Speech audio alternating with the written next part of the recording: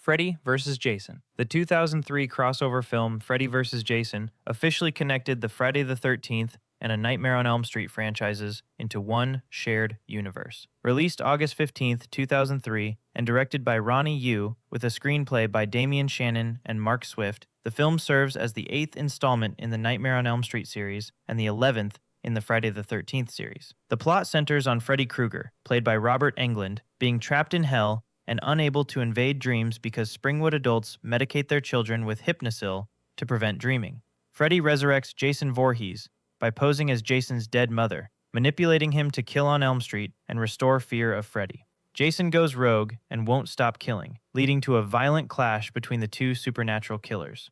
The film grossed $116.6 million worldwide, becoming the highest-grossing Friday the 13th film and second-highest-grossing Nightmare on Elm Street film. It establishes that Springwood and Crystal Lake exist in close proximity to each other. The final scene was actually teased at the end of Jason Goes to Hell, The Final Friday, in 1993, years before production.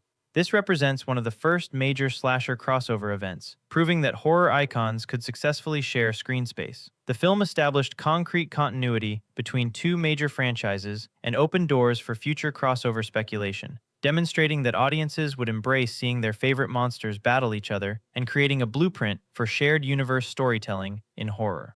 Jason's Evil Dead connection. According to the director of Jason Goes to Hell, Jason Voorhees is actually a Deadite from the Evil Dead franchise, and the connection was intentionally built into the 1993 film. Jason Goes to Hell, The Final Friday was released August 13, 1993, directed by Adam Marcus. The Necronomicon Ex Mortis, the Book of the Dead from Evil Dead, appears in Jason's house when the character Steven flips through it. The Kandarian dagger from Evil Dead is the weapon that ultimately kills Jason in the film. Director Adam Marcus confirmed in interviews that these weren't Easter eggs but canonical connections. Marcus approached Bob Kurtzman at K&B Effects, who worked on Sam Raimi's Army of Darkness set, to borrow the actual props. Marcus stated that Pamela Voorhees makes a deal with the devil by reading from the Necronomicon to bring back her son. The theory explains Jason's supernatural abilities, with Marcus saying this is why Jason isn't just Jason, but Jason plus the Evil Dead. Kane Hodder's hand, who played Jason, was inside Freddy's glove that pulls Jason's mask underground at the film's end,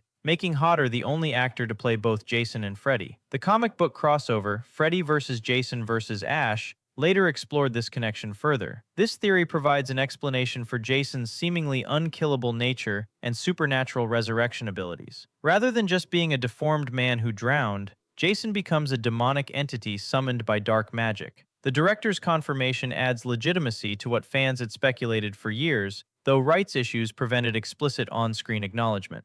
Event Horizon as Hellraiser prequel. The 1997 sci-fi horror film Event Horizon and Clive Barker's 1987 Hellraiser are theorized to take place in the same universe, with Event Horizon serving as an origin story for the Cenobites dimension. Event Horizon was released in 1997, directed by Paul W.S. Anderson, and set in the year 2047. Hellraiser was released in 1987, directed by Clive Barker, and features the Lament configuration puzzle box, opening a gateway to the Cenobite dimension. Event Horizon's gravity drive was designed to fold space-time by harnessing black hole energy, but instead opened a portal to a dimension of pure chaos and evil. Both films feature man-made devices that open gateways to hell-like dimensions due to human curiosity.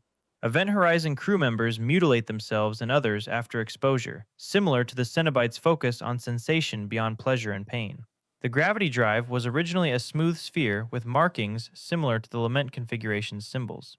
Dr. Weir, played by Sam Neill in Event Horizon, becomes possessed and gouges out his own eyes, similar to Cenobite transformations.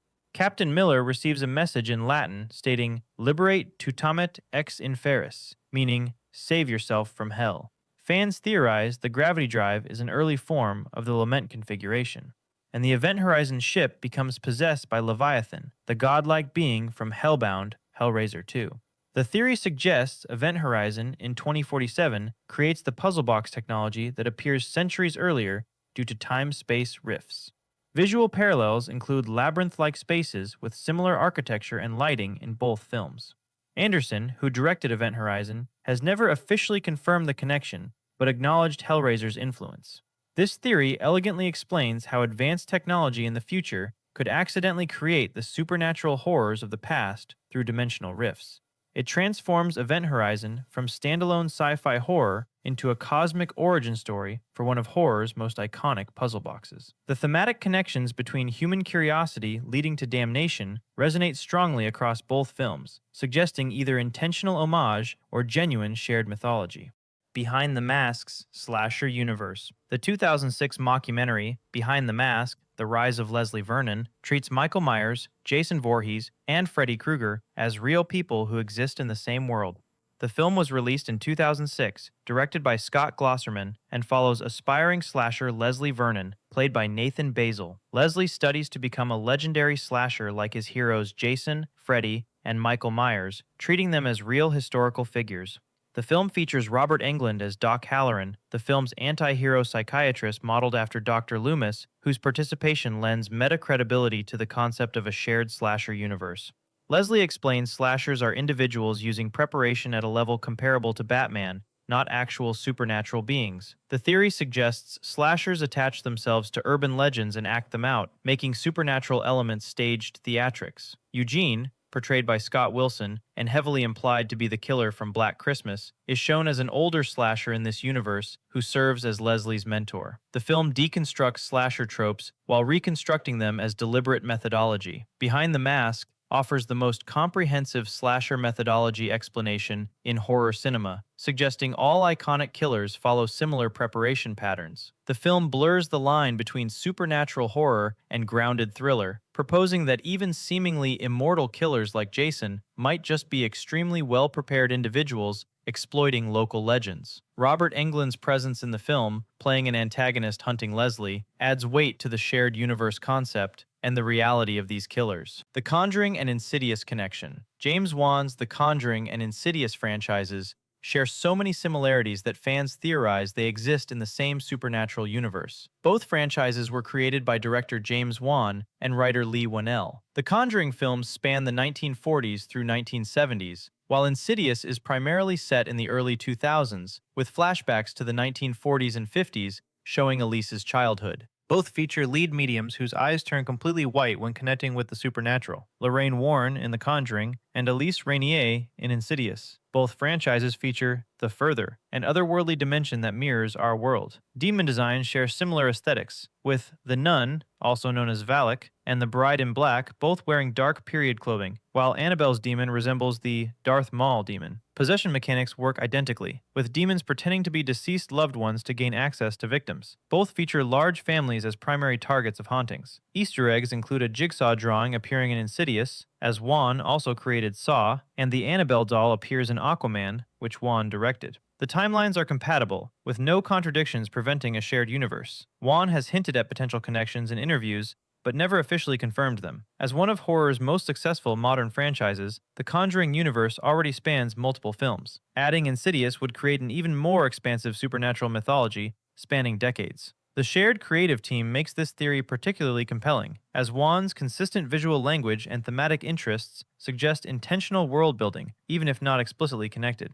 By the way, if you're enjoying this so far, I create videos like this all the time. Subscribing would really help me out. A Quiet Place in the Cloververse. John Krasinski's A Quiet Place has been theorized to secretly take place within the Cloverfield multiverse, explaining the origin of its noise-hunting creatures. A Quiet Place was released in 2018, directed by John Krasinski, and features blind monsters with hypersensitive hearing. The Cloverfield Paradox, released in 2018, introduces the concept of parallel universes and objects falling between dimensions. The creature designs share similarities, with both A Quiet Place and Cloverfield monsters having long, spindly front legs, shorter back legs, and similar torso shapes. Lee Abbott's newspaper clippings, with Abbott played by Krasinski, suggest creatures arrived via meteor, but fans argue the Cloverfield Paradox's dimensional rifts make more sense. The articles show societal breakdown matching the pattern seen in 10 Cloverfield Lane. Both 10 Cloverfield Lane and A Quiet Place end with protagonists fighting aliens near cornfields. Cloverfield was established as an anthology series with loose connections through parallel universes. Producer J.J. Abrams described Cloverfield as a theme park, with each film being a different ride. Writers Scott Beck and Brian Woods confirmed they briefly considered a Cloverfield connection early in development.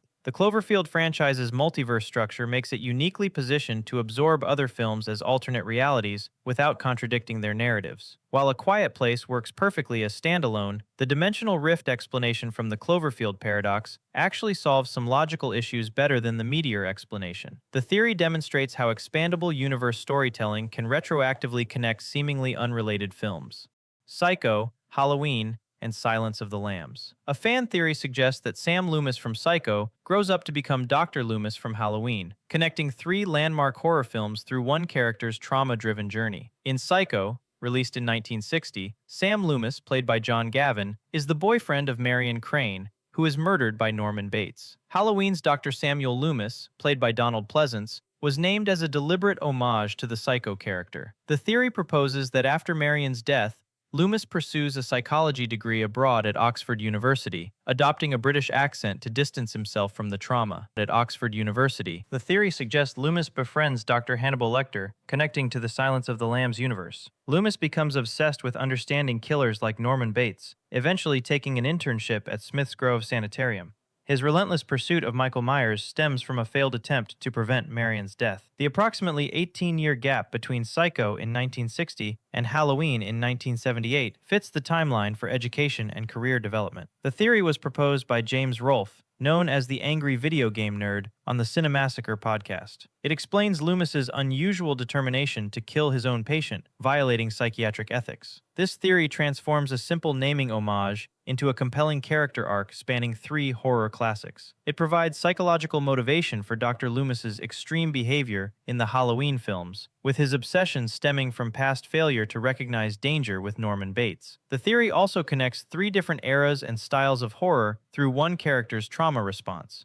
The slasher universe evidence locker. Bride of Chucky's opening scene features an evidence locker containing relics from multiple horror franchises, suggesting Freddy, Jason, Michael, Leatherface, and Chucky all exist in one shared universe. Bride of Chucky was released in November 1998 as the fourth film in the Child's Play series. The opening scene shows Tiffany, played by Jennifer Tilly, retrieving Chucky's remains from a police evidence locker. Other display cases contain Freddy Krueger's knife glove, Jason Voorhees' hockey mask, Michael Myers' white mask, and Leatherface's chainsaw. The crate from Creepshow is also visible in the evidence locker. All items are presented as evidence from actual crimes, implying these killers operate in the same reality. Child's Play creator Don Mancini had permission to include these references, as discussed in DVD extras. Director Ronnie Yu later directed Freddy vs. Jason in 2003, further connecting the franchises. The scene is brief, but represents a deliberate visual statement about shared universe possibility. This scene represents one of horror's earliest visual arguments for a shared slasher universe. Unlike later explicit crossovers,